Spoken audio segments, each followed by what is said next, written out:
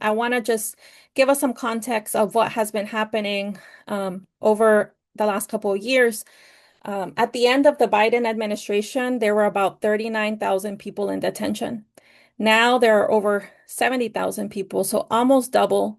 That these are families who have been kidnapped from their communities, taken away from their loved ones, many of them um, lost and not found for long periods of time, including folks who are not undocumented, including folks who may have DACA, who are documented, who are citizens. So this administration is making sure that everyone is at risk.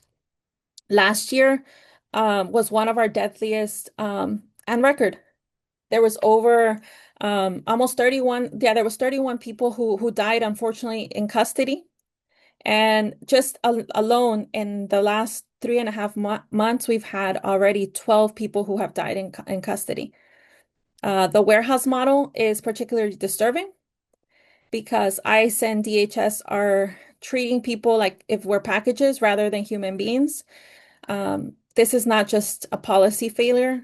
It is repeating some of the most shameful moments in the US history. This isn't the first time that warehouses have been used. They have been last used to incarcerate Japanese Americans during World War II. And as long as detention exists, lives are in jeopardy. The immigration detention system also mirrors the systemic racism of mass incarceration, as contact with law enforcement often leads to people being detained unnecessarily. If we can go to the next slide.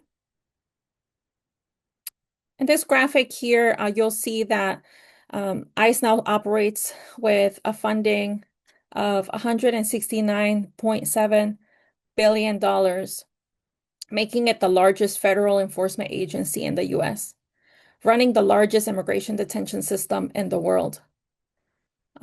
With this explosive budget that has been passed, people are losing access to health care. They're struggling to pay their rent. Children are going hungry. And yet this administration continues to make conditions worse in detention systems.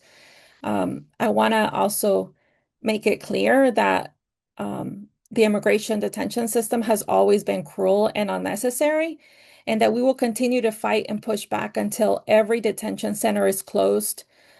Because while detention centers exist, they will repurpose them to keep our families detained. They will make sure to use them.